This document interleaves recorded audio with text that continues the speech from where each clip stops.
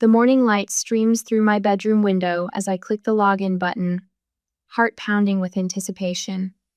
Today is my 18th birthday, and for the first time, I can access my college savings account without mom or dad hovering over my shoulder.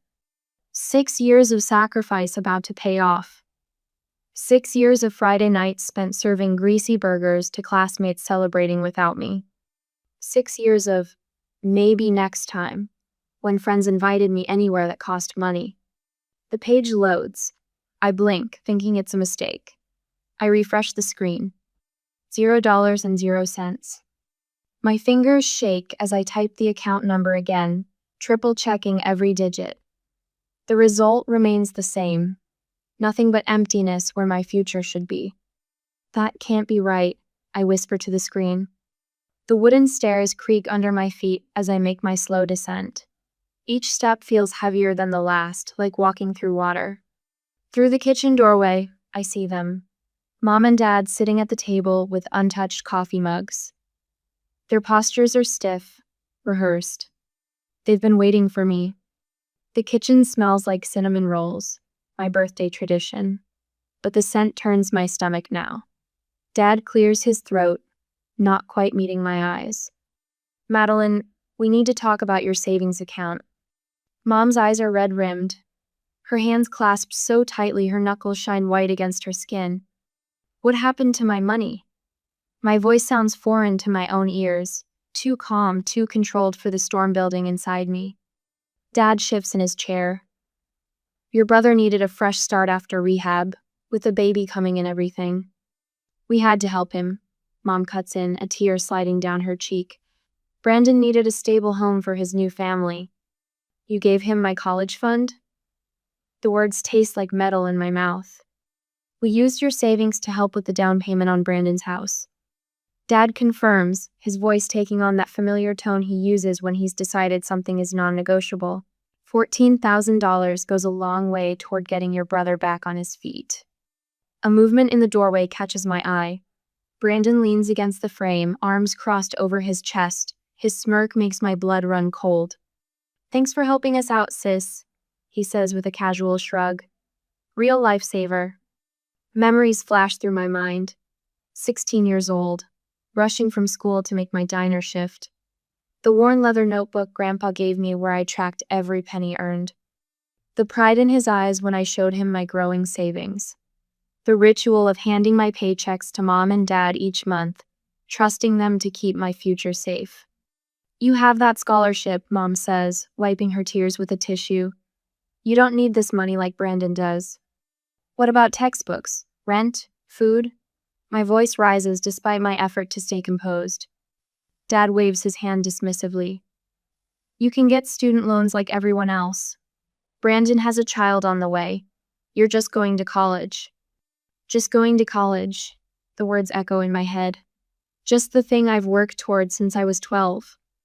Family helps family when they're in need, Mom adds, reaching for my hand. I pull away before she can touch me. A strange calm settles over me. The betrayal is so complete, so absolute, that it crystallizes something inside me. I won't cry. I won't beg.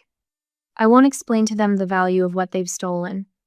Was any of this money ever really mine? I ask quietly. Their silence is my answer. I turn without another word and climb back up the stairs to my bedroom. The posters on my walls and the books on my shelves suddenly look like they belong to someone else. A girl who believed her parents were on her side. From my closet, I pull out the large suitcase Grandma gave me for graduation. I pack methodically, clothes, toiletries, the few keepsakes that matter. My hands move with purpose while my mind races ahead. Campus housing doesn't open for 3 more weeks, but I know I can't stay here another night. I zip the suitcase closed with finality. Everything I've worked for has been taken by the very people who were supposed to protect me, supposed to teach me right from wrong. What would you do if everything you'd worked for was taken from you by the very people meant to protect you? Would you fight back or walk away? I choose option 3. I will rebuild without them. And I will never, ever forget this lesson. My dorm room measures exactly 12 feet by 9 feet. I know because I paced it off the day I arrived, 3 weeks early with nowhere else to go. The cinder block walls are institutional beige, but I've left them bare except for a single framed photograph of Grandma and Grandpa on graduation day. Their eyes follow me around the room, proud, expectant. I won't ask for a single penny. I whisper to their photograph each morning. A vow leaves my spine straight when doubt creeps in. The university library sits like a stone cathedral at the heart of campus, all marble columns and echoing halls. Mrs. Abernathy peers at me over reading glasses perched on her hawkish nose. You have no previous library experience, she states, reviewing my application. No, ma'am, but I've worked since I was 16. Never missed a shift. My hands stay perfectly still in my lap, though my future hangs in the balance. I learn systems quickly. She studies my face. The morning shift starts at 5 a.m. I'll be here at 4:45. 2 days later, I'm memorizing the Dewey Decimal System, while most students are still sleeping off welcome week parties. By midterms, my routine is military precise. Classes, library shifts, study hours blocked in 15-minute increments. No wasted time, no wasted dollars. I'm restocking periodicals when I spot them Brandon and a very pregnant Tiffany, strolling through the mall's center court. My brother's arm drapes casually around his girlfriend's shoulders as they pause before a display of $800 strollers. I duck behind a pillar, pulse hammering in my throat. This one matches the nursery perfectly, Tiffany squeals, running her fingers along the leather handle. Brandon laughs. Why not? The house my sister bought us should have a stroller to match. The periodical in my hands crumples before I realize I'm crushing it. The house my sister bought. Like it was a gift freely given instead of stolen outright. That night, a notification from Mom pops up on my muted Facebook page. She's tagged me in a photo album titled Nursery Makeover. With trembling fingers, I swipe through images of my childhood bedroom. The walls, once pale blue, now gleam sunshine yellow. My bookshelf has vanished, replaced by a white crib draped in a custom canopy. My chest tightens at the final photo, Mom and Dad beaming beside Brandon and Tiffany, champagne glasses raised in toast. The caption reads, "So grateful for our Madeline's generous heart. Family takes care of family. Proud parents." I close the app and block them all in one motion. 2 weeks later, Mrs. Patterson, my mother's oldest friend, stops me outside the campus coffee shop. Her eyes widen with recognition. Madeline, your mother tells everyone how you gave your college fund to help Brandon with his fresh start. She pats my arm. Such a selfless girl. Your parents raised you right. My smile feels carved from stone. How nice of them to say so. The holidays arrive with Mom's voice on my voicemail. Sweetheart, we miss you so much. Just call to let us know you're okay. I call exactly once on Christmas Eve. The conversation lasts 7 minutes. Yes, classes are fine. No, I don't need anything. Yes, the dorm is comfortable. No, I can't make it home, too much work. We thought maybe you could contribute to the family gift exchange this year, Dad suggests. Nothing big, just token presents. I'm afraid that's not in my budget, I reply. Voice pleasant as pond ice. Give everyone my love. I spend Christmas Day with my roommate Julia and her boisterous Italian family, who ask no questions when I show up with a small suitcase and eyes that blink too rapidly. Professor Winters notices me staying late after economic theory lectures, working through extra problems. You have a remarkable aptitude for financial systems, she comments one evening, pausing by my desk. Thank you. I've had practice. She becomes the first person I tell my story to, over coffee in her cluttered office. The next week, she introduces me to Dr. Sandoval, the scholarship coordinator. There's a mid-year grant for students demonstrating exceptional financial need and academic merit, Dr. Sandoval explains, sliding a form across his desk. The application deadline is tomorrow. Lucky Professor Winters mentioned you today. Luck had nothing to do with it. The elderly landlady of the off-campus house where I find a tiny room seems to see straight through me. Mrs. Chen peers at my rental application, tapping her cane thoughtfully. Full-time student with 2 jobs? When do you sleep, girl? Whenever necessary, I answer honestly. She nods once. Rent's $300, but I'll make it $225 if you shovel the walk in winter and help me with groceries. My arthritis makes carrying bags a misery. I move in that weekend. My first library paycheck feels sacred in my hands. At the credit union just off campus, I open an account in my name only. No parents as co-signers, no shared access. Would you like to set up a savings account as well? The banker asks. Yes. I push $40 across the counter, exactly 20% of my earnings. This goes into emergency savings. Every paycheck. 18 months later, that account holds $2,412.78. Not enough for a crisis, but enough that I sleep without dreaming of empty bank accounts. My phone buzzes with Mom's monthly check-in call. Brandon has totaled his second car. The baby needs special formula insurance won't cover. Dad's hours got cut at work. I listen politely, offer sympathy, and never once reach for my wallet. My refrigerator holds exactly what I need for the week, no more, no less. My clothes are clean, if not fashionable. My textbooks are purchased, used, or borrowed from the library's reserve section. I never owe anyone anything. Meanwhile, Brandon posts photos of his new gaming system, then asks relatives to contribute to a GoFundMe for Tiffany's car repairs. Some nights, lying on my narrow bed beneath Mrs. Chen's handmade quilt, I wonder if rebuilding from scratch has changed me too fundamentally, made me too hard, too careful. But then I look at my bank statement with its steady growth, at my perfect GPA, at the small circle of friends who know my true worth, and I recognize something my family never taught me. Independence, once earned, is too precious to surrender. My phone buzzes across the library desk, interrupting the perfect silence of finals week. I ignore it.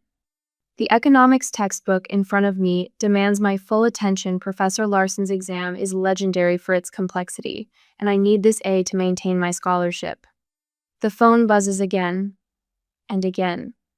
I flip it over, ready to silence it completely, when I see Mom's name flashing across the screen.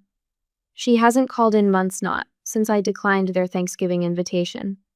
My stomach tightens as I answer. Madeline?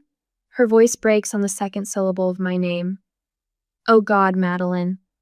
What's wrong? I step outside the library, winter air stinging my face. It's Brandon and Tiffany. She's crying so hard I can barely make out her words. They're gone, and they left. They left. Left what? The old familiar dread rises in my chest. More money needed? Another rehab center? Luca, she finally manages.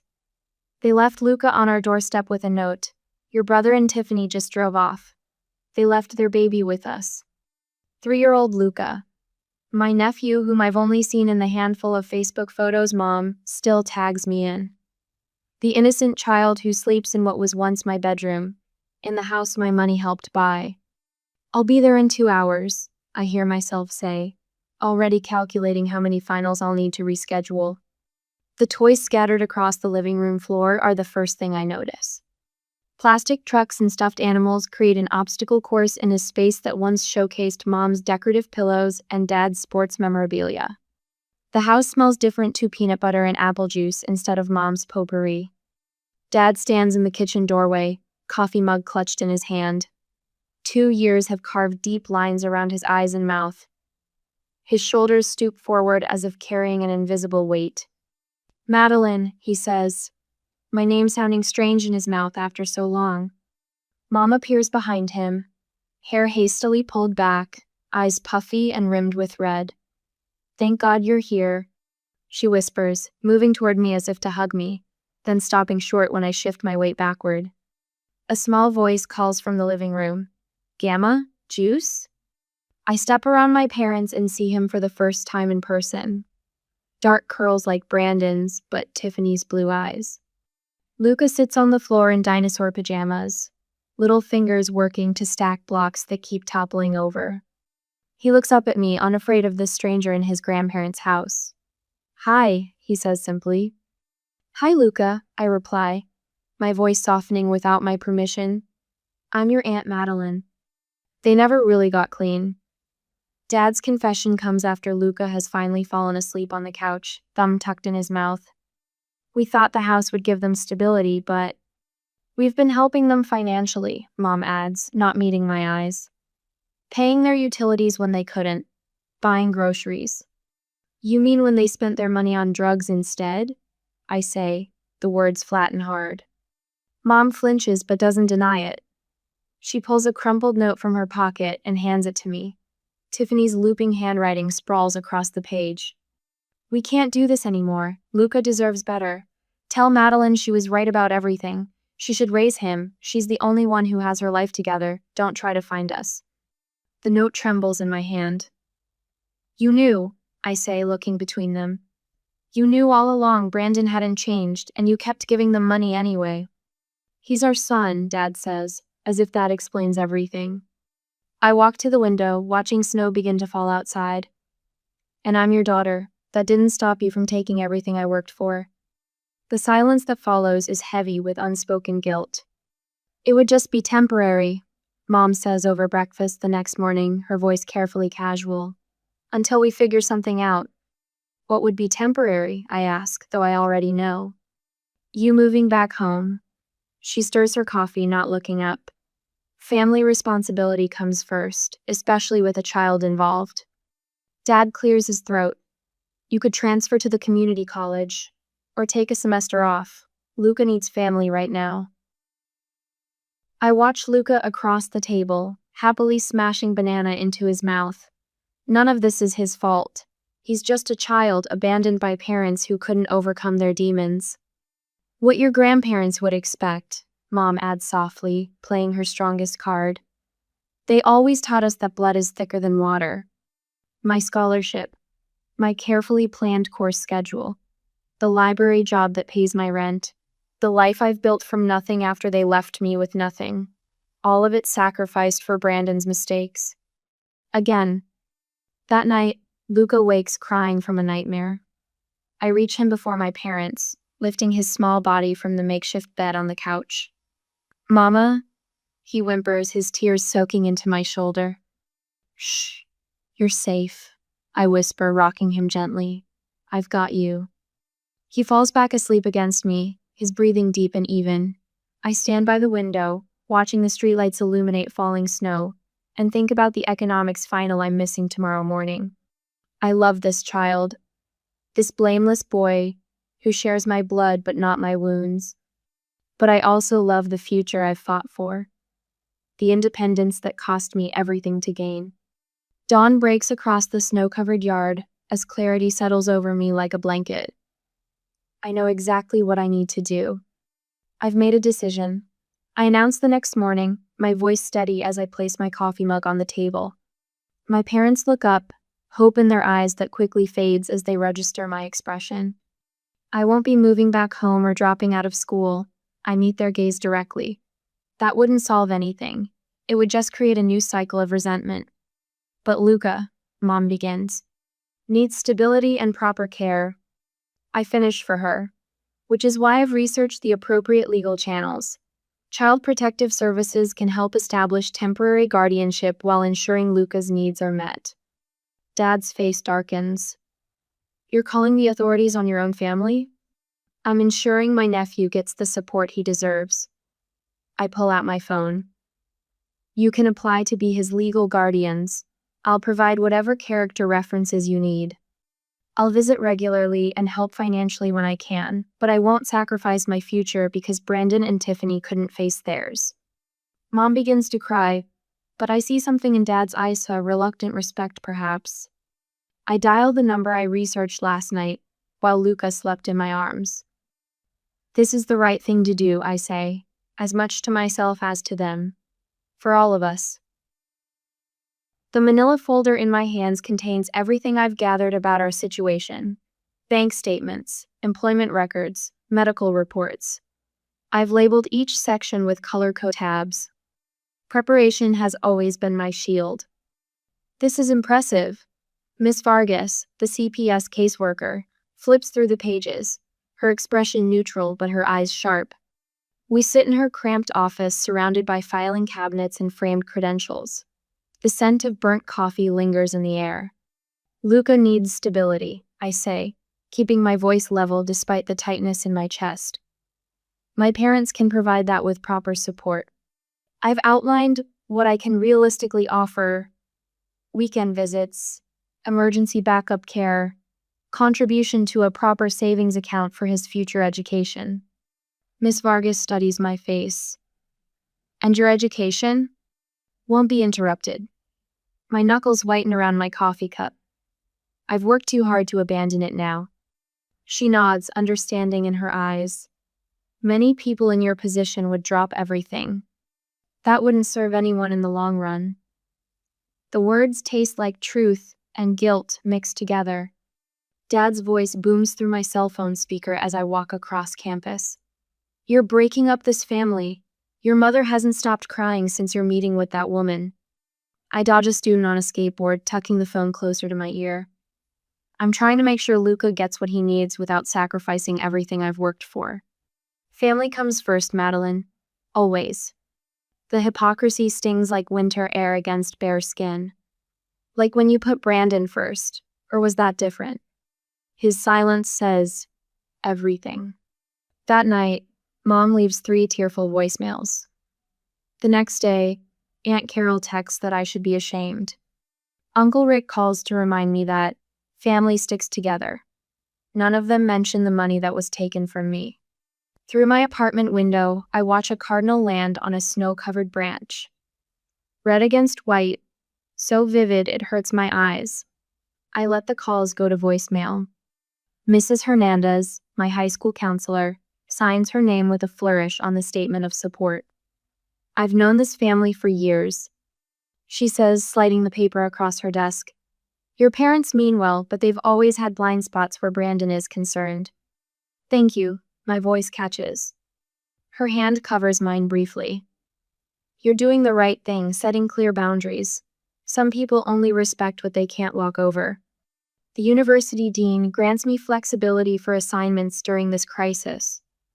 My roommate's father, a family law attorney, reviews the guardianship paperwork pro bono. My library supervisor rearranges my schedule to accommodate court dates. A network forms around me, people who see my worth without demanding I set myself on fire to keep others warm. Mom spreads bank statements across their kitchen table. The sight of this room still triggers the memory of my birthday betrayal, but I push it away. We have more urgent matters. Without Brandon's house payment, we can just make ends meet, she says, circles under her eyes testifying to sleepless nights. But there's nothing extra for Luca's daycare. You could rent the house, I suggest, pointing to local rental rates I've researched. That income would cover childcare and start building a fund for his future needs. Dad's shoulders slump, defeat etched in the new lines around his mouth. We never thought we'd be raising another child at our age. Yet, here we are. I keep my tone businesslike as I outline a budget. This isn't about what any of us planned, it's about what Luca needs now. As reality sinks in, the atmosphere shifts. My parents begin looking at me not as their daughter to be directed, but as an adult with valuable insight. The power balance tilts, almost imperceptibly at first, then unmistakably.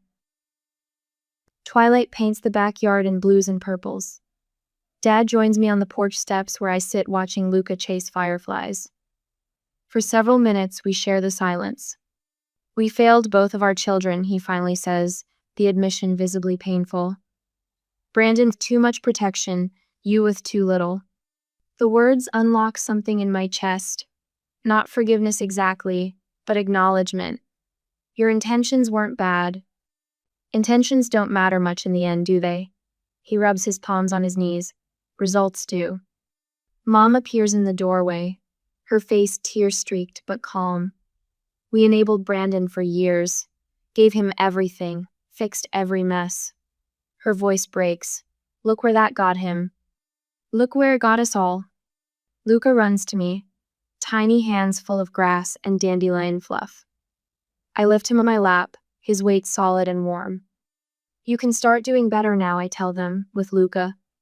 In my nephew's innocent eyes, I see a chance for my parents to learn what true support means, not erasing consequences or sacrificing one person for another, but building foundations strong enough to weather life's storms. For the first time, I see respect in their eyes when they look at me, not just as someone who will clean up family messes, but as someone whose wisdom they need. Some lessons come at terrible cost. The trick making sure you only have to pay for them once. The front door slams against the wall. Brandon stands in the doorway, his silhouette blocking the afternoon sun. 6 months of absence haven't improved him. His cheeks are hollowed, eyes darting like a cornered animal's conition. Where's my son? His voice carries the familiar rasp of someone who still smokes too much. Dad rises from his armchair, remote control forgotten in his hand. Mom freezes mid-step from the kitchen, dish towel clutched against her chest. Luca, thankfully, is now upstairs. I step between my brother and my parents, arms loose at my sides. He's sleeping. Brandon shoves past me into the living room. Pack his stuff. We're leaving. No, you're not. The steadiness in the prizes even me. He whirls, nostrils flaring. He's my kid. A kid you abandoned on the doorstep with nothing but a note. I glance at my parents, expecting them to undermine me, as they always have. Instead, Dad moves to stand beside me. Mom follows, her spine straighter than I've seen in years. Brandon's eyes widen slightly at our united front. He hadn't expected this. You can't just disappear for half a year and waltz back in, Dad says, voice rough with emotion. That's not how this works anymore. Brandon paces like he used to before his teenage explosions. I needed time to get my head straight. I'm back now. Problem solved. I open my messenger bag and pull out a folder. 6 months of careful documentation spread across the coffee table, bank statements, court records, photographs of the squalid conditions Luca was living in before he was abandoned, the pathetic note left with him. Let me walk you through what your time to get your head straight cost this family. I point to each document methodically. $3,000 to resolve the unpaid utility bills at your house. $1,700 for back child support Tiffany claimed you never paid. $4,000 in legal fees to establish temporary guardianship. Brandon's face reddens. I didn't ask for any of that. You never do ask, you just take. I tap a photograph of Luca from his first week here, underweight, shadows beneath his eyes. This is what your son looked like when he arrived. He had 2 outfits that fit. No toys, no books. Mom steps forward. You didn't even leave his favorite blanket, Brandon. My brother's jaw works silently. He tries another angle. Remember when we built that treehouse and Dad got so mad because we used his good saw? His laugh sounds forced. You were always covering for me, Maddie. What happened to you? I grew up. You always thought you were better than everyone else. I fold my hands in my lap. Not better, just responsible for my own choices. The words land like a physical blow. He stares at me, really seeing me for perhaps the first time. I'm not the pushover little sister anymore. 3 years ago, you took my entire future. My voice doesn't waver. $14,000 I earned serving burgers to people who treated me like dirt. Money that was supposed to be for my education. Dad winces visibly. Mom's eyes fill with tears. We're sorry, Madeline, Dad says, the apology I never thought I'd hear. We should never have given your money away. Brandon's gaze darts between us, sensing the shift. So that's it? You're choosing her for your own son? This isn't about choosing sides, Mom says. It's about what's best for Luca. Dad squares his shoulders. If you want to be part of Luca's life, there are conditions. Regular visitation, not whenever you feel like showing up. Drug tests, a steady job, a suitable living arrangement, and therapist appointments, Mom adds, her voice firmer than I've ever heard it. You need help, Brandon. Real help, not just promises. My brother's face contorts. You can't keep my kid from me. I have rights. Rights you abandoned on the doorstep, I remind him. The court date is next Wednesday. The judge will decide Luca's permanent guardianship. You're welcome to make your case then. The fight drains from him suddenly, replaced by the manipulative charm I know too well. Come on, Maddie. We're family. You know how much that little guy means to me. I do know, I say quietly. That's exactly why I'm standing here. The family court is smaller than I imagined, wood-paneled and smelling faintly of lemon polish. Luca sits with a court-appointed advocate in a waiting room with toy trucks and picture books. When the judge calls me to testify, I speak clearly about my parents' devotion to their grandson through preschool research, the pediatrician visits, the nightlight shaped like a dinosaur because Luca fears the dark. I describe my own role as the aunt who reads Saturday morning stories and helps with bath time when I visit. And your relationship with the child's father? The judge peers over reading glasses. He's my brother. I want him to be part of Luca's life when he's healthy enough to be a positive presence. Brandon stares at the table throughout my testimony. When the judge grants my parents primary guardianship with supervised visitation rights for Brandon, he doesn't protest. Outside the courtroom, my brother catches my arm. You think you won, don't you? This wasn't about winning. I gently remove his hand. It was about Luca having stability. He shakes his head. You'll never forgive me for taking your money. I study his face, the same jawline as mine, the same stubborn set to his mouth. Forgiveness isn't something you're owed, Brandon. It's something you earn. He walks away without responding. I watch him go, wondering if some betrayals leave permanent scars, whether acknowledged or not. Is forgiveness possible without an apology? When someone betrays your trust but never truly acknowledges it, can you move forward? I'd love to hear from those who face this difficult choice. The spring breeze carries the scent of fresh-cut grass across the university quad as I adjust my cap. 2 years of night classes, weekend study sessions, and careful budgeting have led to this moment. Aunt Maddie, look at me! Luca's voice cuts through the murmur of the crowd. He waves frantically from his perch on Dad's shoulders, his tie already loosened and crooked. I scan the sea of faces until I spot them. Mom clutching flowers, Dad beaming with Luca bouncing above him. Their eyes hold something I haven't seen in years. Genuine pride that isn't tangled with expectation. The dean reads my name. Madeline Blake, Bachelor of Education, summa cum laude. My fingers tremble slightly as I accept my diploma. I've done this on my own terms. Later, at the small Italian restaurant off campus, Luca smashes his spaghetti with methodical determination, while Mom watches him with the vigilance of someone who's learned hard lessons about attention. We have something for you, Dad says, sliding an envelope across the checkered tablecloth. My guard rises automatically. Old habits die hard, but when I open it, I find a card with a key taped inside. What's this? The house sold last month, Mom explains. We put half in a trust for Luca's education, with you as co-trustee. Her eyes meet mine, acknowledging the significance. The other half is yours. The gesture doesn't erase the past, but it acknowledges it. That's enough for now. Sunday dinners become our ritual. I arrive at 5, help with cooking, and leave by 8. My apartment 20 minutes away is small but entirely mine, close enough for Luca but far enough to breathe. Can I show Aunt Maddie my bank book? Luca asks one Sunday, breadcrumbs clinging to his chin. Mom nods. Go get it from the desk. They ask me about investments now, Dad says quietly once Luca scampers off. Figure you're the only one who's proven they know what to do with money.